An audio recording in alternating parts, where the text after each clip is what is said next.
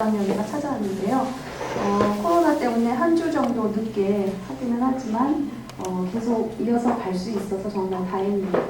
오늘 와주셔서 감사하고요. 오늘은 미래농업의 희망, 스마트팜이라고 하는 내용을 가지고 한국과학기술한림원 과학기술 유공자 지원센터장 유장렬 박사님 또는 한국생명과학연구원에서 재직하시는 유장렬 박사님이 오늘 강연을 해주시겠고요. 유장렬 박사님에 대한 소개는 이렇게 좀 드리면 될 것 같습니다. 식물학을 전공을 하셨고요. 식물생명공학으로 박사를 받으셨습니다. 그래서 생명공학연구원에서 한국생명공학연구원에서 오랫동안 연구를 하셨고요. 현재 이제 한국과학기술한림원 과학기술 유공자 지원센터장이신데 솔직하게 어떤 센터인지 제가 좀 잘 모르는데 아무튼 이름처럼 이렇게 좀 중요한 일을 하시는 것 같아요. 유명하신 분이에요. 네. 이름 보기만 해도 좀 그죠? 네. 그리고 국제식물생명공학협회 회장님으로 계시고요. 아무튼 식물공학 쪽으로는 권위자이신 분이십니다. 저희 다리 강연회에서 강연을 해주시기로 하셔가지고 저희가 늘 감사드리고요. 오늘 스마트팜에 대해서 재미있는 또 흥미로운 내용들을 해주시기로 하셨고, 그 다음에 오늘 이제 이 다비 강연에는 유성구에서 마을공동체 사업으로 지원을 받아서 현재 이제 꾸려가고 있는 상황이고요. 물론 이제 강연해 주시는 분들은 정말 재능기부로 순수한 마음으로 지금 해주시는 굉장히 뜻깊은 일을 하시고 계시고, 특별히 오늘 여기 그 소보로 빵을 유장렬 박사님께서 지금 가져오셔가지고요. 그러니까 성심당 빵이라서 훨씬 더 맛이 좋아요. 아침에 오시느라고 고생하셨는데요. 드시면서 편안하게 오늘 강연 들어주시기 바랍니다. 유장렬 박사님.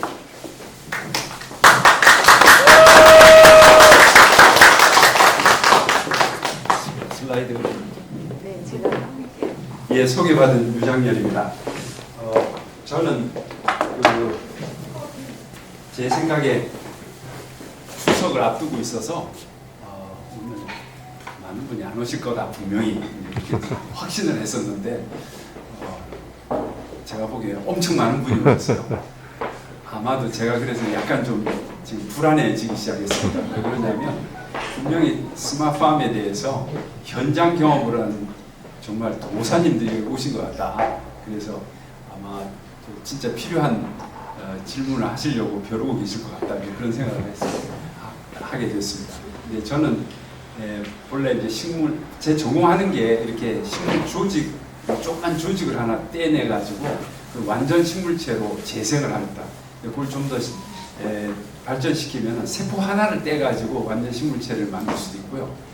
그 다음에 그 세포의 유전자 조작을 해가지고 유전공학적인 식물을 만드는 그런 거 전공하는 사람입니다. 그러니까 사실은 이 방향은 좀 다르긴 한데 제가 이제 식물에 대한 이제 기본적인 것을 이해하고 있기 때문에 이런 이제 스마트팜 개념이 나왔을 때 금방 중요성을 인지하고 우리나라에 보급하는데 제가 약간의 기여를 했습니다. 그렇지만 현장에서 제가 이것을 운영을 하면서 어떤 긴 경험을 갖고 있거나 그렇지는 않습니다. 좀 더 제가 이제 식물학을 했다라는 것 때문에 혹시 현장에서 일어나는 일 중에서 제 입장에서 또 도와드릴 수 있는, 제가 배워야겠지만은 또 도와드릴 일이 있으면 제가 질문에 답하도록 그렇게 하겠습니다. 예.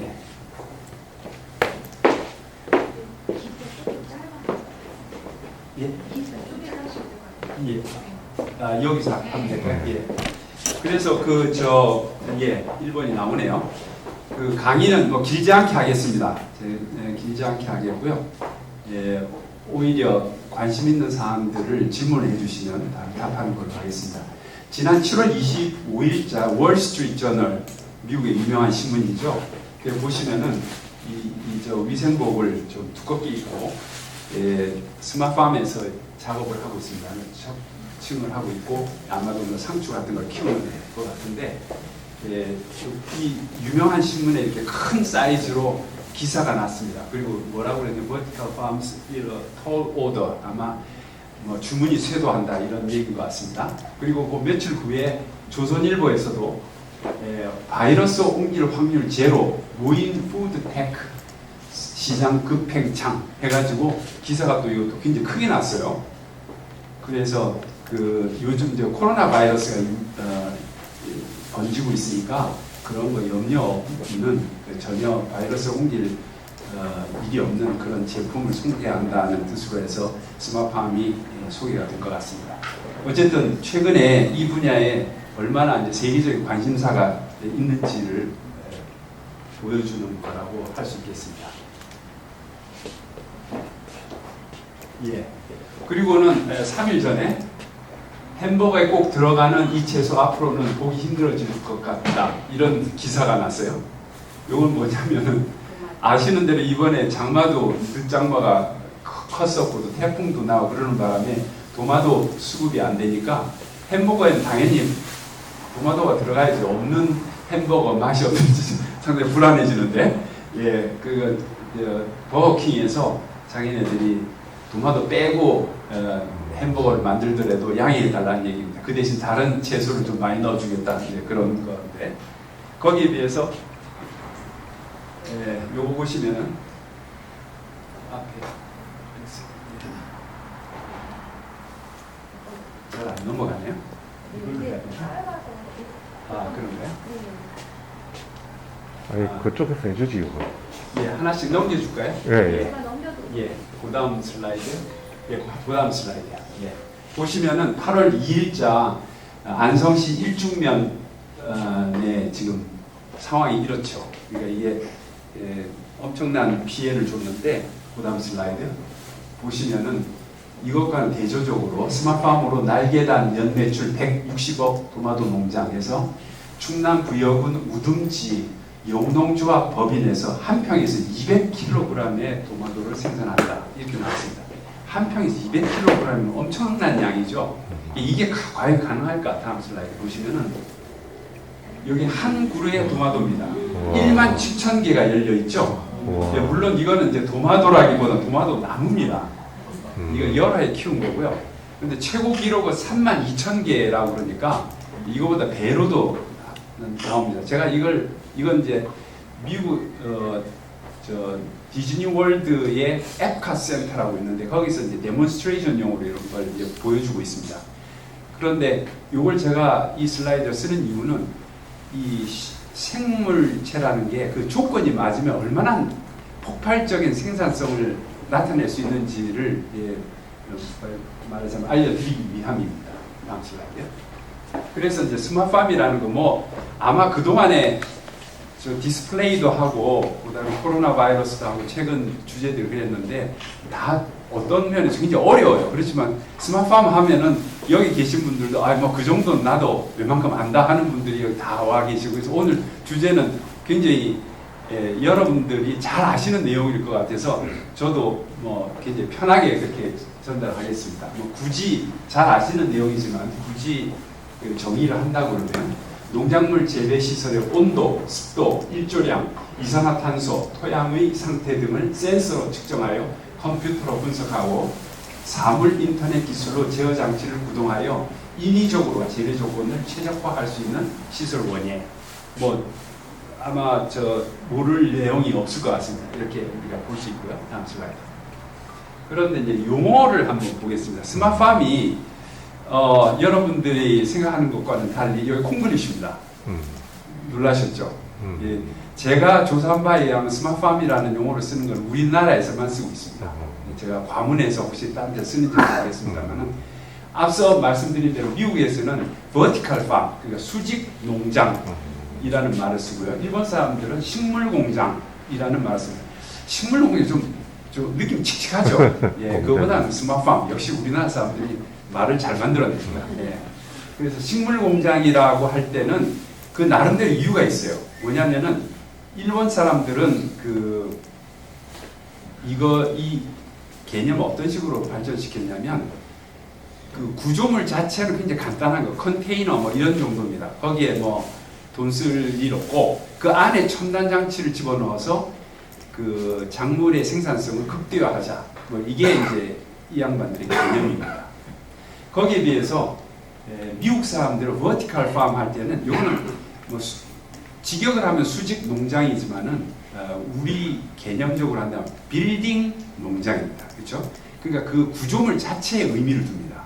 그러니까 빌딩을 말하자면 농장화한다라는 그런 개념을 가지고 용어를 만든 거죠. 거기에 비해서 스마트팜은요, 뭐 이미 우리가 이제 그 ICT 시대에 살다 보니까 그런 기술력이 다 들어와 있죠. 다 친절하시는 대로. 그런 면에서 스마트팜이라는 용어가 굉장히 산뜻하고 또 정확하게 표현했다고 생각하고요. 그리고 앞으로는 아마 영어권에서도 이 용어를 정식으로 채택하지 않을까 저는 그렇게 생각을 합니다. 다음 슬라이드요. 예, 그래서 이제 스마트팜을 왜 사용하냐면은 농작물의 생산성을 획기적으로 증대시킬 수 있고요. 이게 이제 중요한 개념입니다. 2차원 재배를 3차원으로 전환함으로써 토지 이용률을 극대화한다는 거죠. 같은 온실에서도 적층을 하죠. 층을 이렇게 쌓아 올립니다. 그래서 기존에 2차원적으로 가던 거를 3차원으로 한다는 것이 중요하고요. 그 다음 개념도 굉장히 중요합니다. 기후와 계절에 관계없이 그 다음도 또 중요하죠. 어떤 종류의 작물도 연중무휴. 이거 다 여기 나오는 말들이 핵심적인 내용입니다. 그러니까 앞서 장마가 계속되고 태풍이 불고 그러면은 햄버거에 도마도를 넣지 못할 정도가 되는데 그런 것과 관련이 없다는 거죠. 그 다음에 어떤 종류의 작물은 뭐 열대지방에서 나고 어떤 거는 뭐 온대 그런 것도 관계없다. 인위적으로 하니까. 그 다음에 겨울이 되면 못한다. 우리나라는 뭐 생산을 못한다. 그런데 그게 아니라 연중무휴로. 그러니까 뭐하고 같으냐? 공장식으로 나온다는 거죠. 공장식으로 나온다는 얘기는 공급을 우리가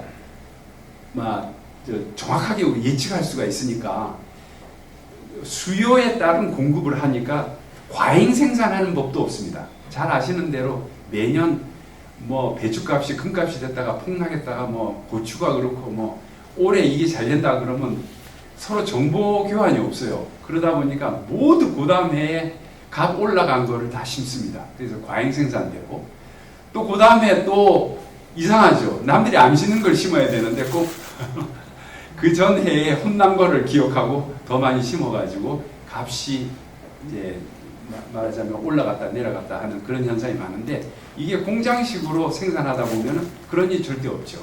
그러니까 앞으로는 아마 이런 이제 스마트팜이 여러 개 있으면 스마트팜이라는 그 스마트라는 말에는 뭐 여러 가지 의미가 돼 연계된다는 의미도 있어요. 그러니까 전체 생산량을 계산을 하는 거죠. 스스로 판단해가지고 이거 생산량 조정해야겠다 해서 과잉 생산되는 것도 막을 수 있는 그런 것까지 갈 거라고 우리가 짐작할 수가 있습니다. 다음 슬라이드.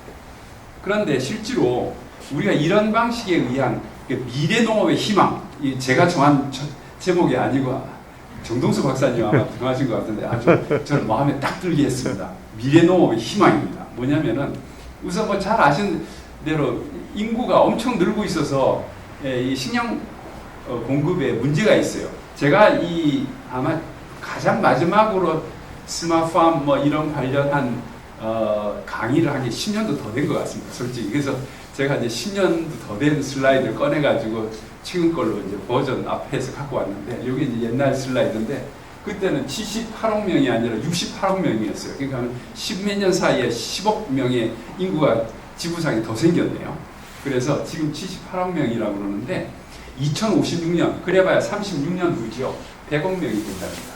이렇게 이제 우리한테는 잘 느낌이 안 오죠. 요즘 인구가 준다고 그러는데 세계적으로는 여전히 지금 늘고 있습니다. 그래서 지구상에 있는 모든 농지를 다 합치면 그 크기가 얼마나 하느냐?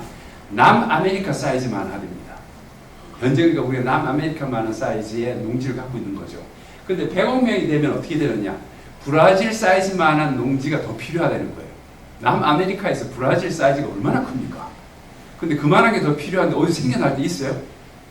예, 해결하는 방법은 2차원을 3차원으로 해결하는 것 이외에는 다른 방법이 없는 것 같습니다. 다음 슬라이드요.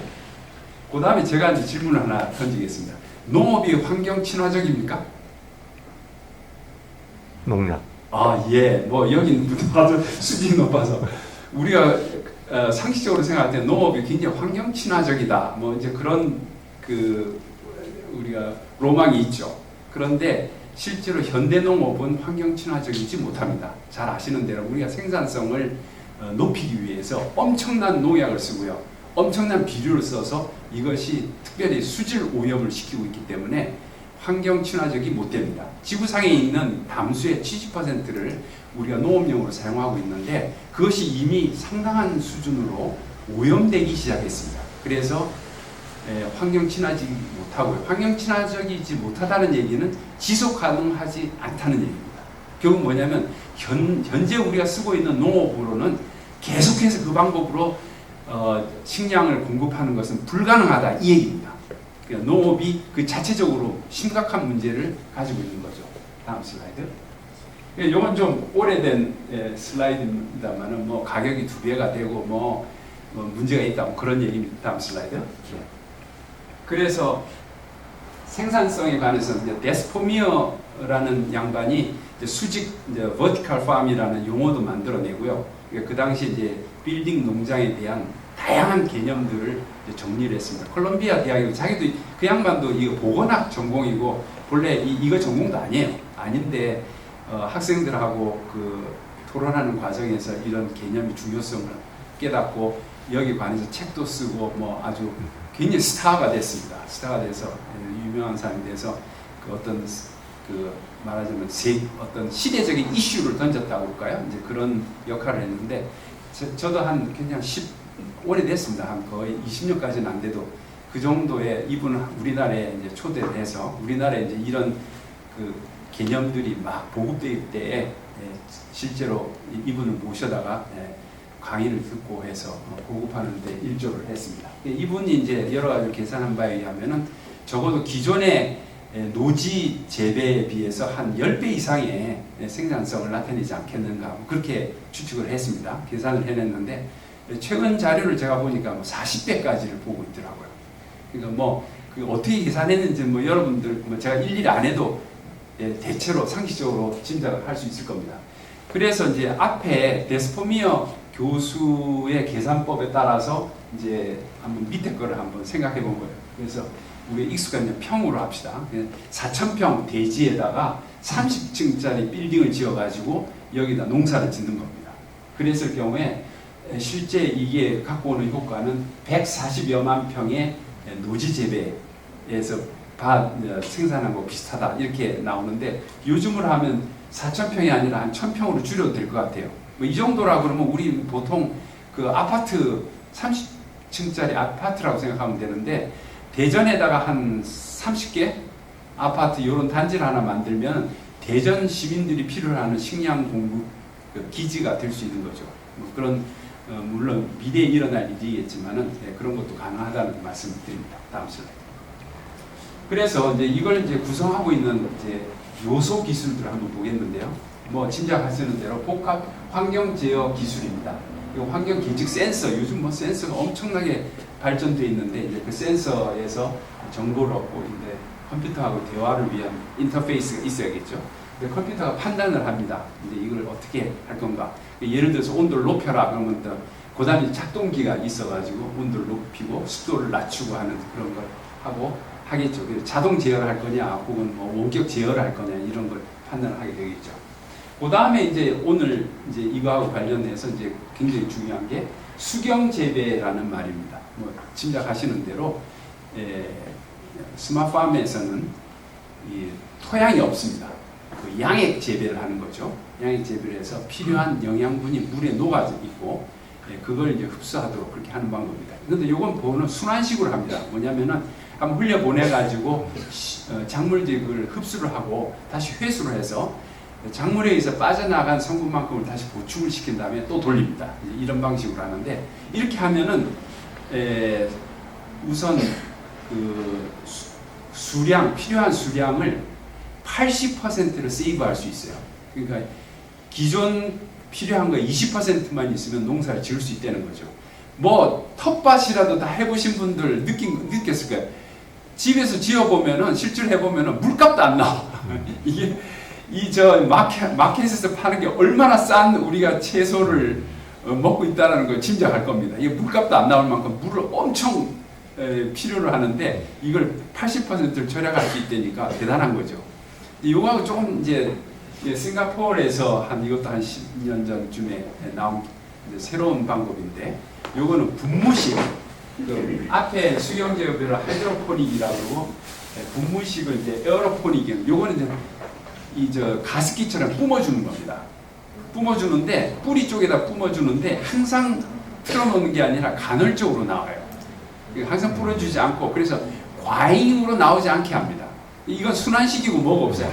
한 방향으로 가요. 뭐냐면 식물이 필요한 양만 물만 공급하는 거죠. 그렇게 하다 보니까 기존에 쓰던 거에 5%의 물만 있어도 되는 거죠. 대단한 거 아닙니까? 게다가 이 식물이 이제 증산작용이라고 해서 입에서 말하자면 쉽게 얘기하면 수증기가 나오고 있습니다. 항상.